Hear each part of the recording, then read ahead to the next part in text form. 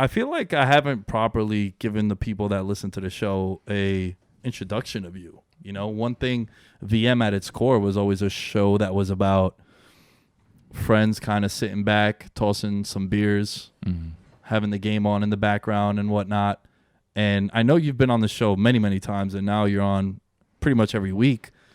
But I don't think a lot of people know that we actually know each other for a relatively long time, you know? Yeah, started I think 2012 when the Friday night like football games. I remember, shout out to my boy Ralph.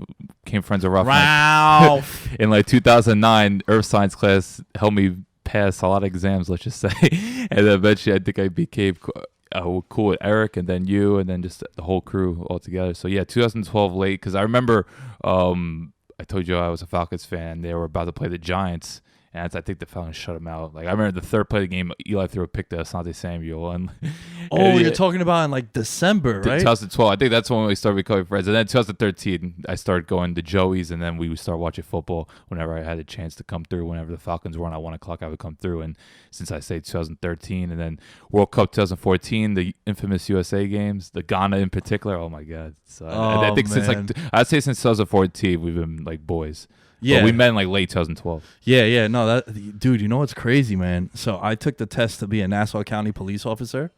The day I took it was the Falcons playing the Giants in December. Right. I think you guys won like like 28-0. It was a shutout, yeah. And I remember I had my Giants hoodie on, and it was the year after the Giants won the Super Bowl. And after I finished the exam, we took it at Nassau Coliseum, home of the Islanders. Mike, you're an Islander fan? He's an Islander fan. All right, pray for that kid. I'll producer Mike in the background. So I'm like sprinting to get to my car so I could go watch the game. And it was like the second half was about to start. And one of the cops is like, slow down, buddy. You don't want to see that score. I was like, how bad is it? He's like, it's embarrassing. Yeah. And then I pull up my phone and I saw, and it was bedtime. But yeah, man, I feel like I didn't really introduce the audience to you.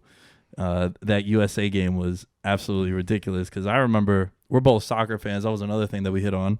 And you're a Mark too. Well, yeah, you were. I'm a true, like that's like my second favorite sport. I love the beautiful game. And yeah, when we watch USA, I think we watched a couple other games that summer, but I just remember that one because everyone was there and just the amount of chants and just the after party afterwards. I'll never forget, shout out to our boy Davino, literally hopped on a moving car with flip-flops on. I thought he was about to break his ankle. He somehow made it happen. But it was just stuff like that. And then eventually, the first time I came on the podcast was like Thanksgiving weekend 2015.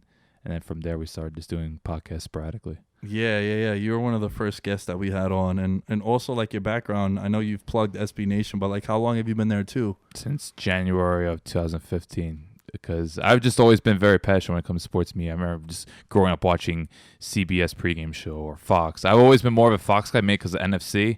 But that's right, yeah. But I still appreciate CBS. I like Bill Cowher, and when Shannon Sharp was there, he was great. Never really was a big Boomer guy, but I thought all of them like they held it down. They served a purpose, and then ESPN, of course, had their own. So I just liked watching pregame shows.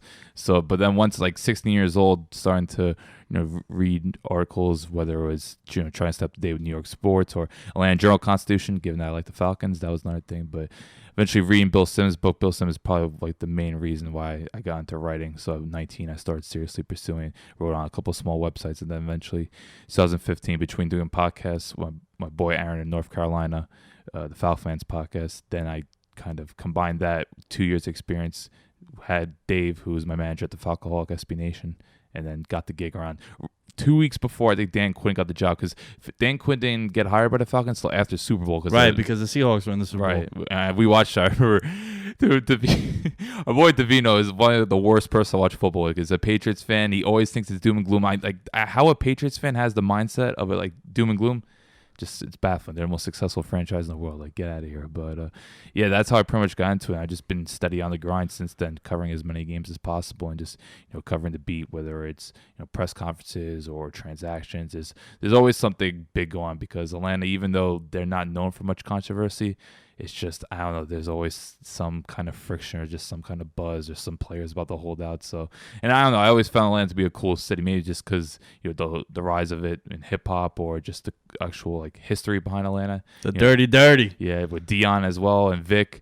So I think it's a cool team to cover, although past few years it's definitely gotten It's been a roller coaster. yeah, like 2016, 2017 was the craziest. Now, since it's all about success, like, could you imagine covering a team like, Magic before the Browns? But I would say now when it comes to like dull teams, like I think covering the Titans. I know they just beat the Falcons, but I feel like the Titans is a bad beat.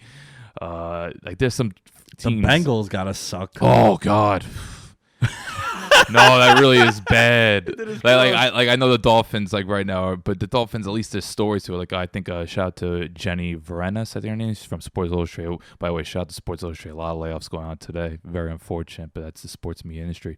But at least Miami, you could cover. Like it's an interesting time to cover Miami because like, oh my God, they're tanking. Like how to do it, but there's teams like Cincinnati or even Washington. I think the Redskins are, because there's always negativity there.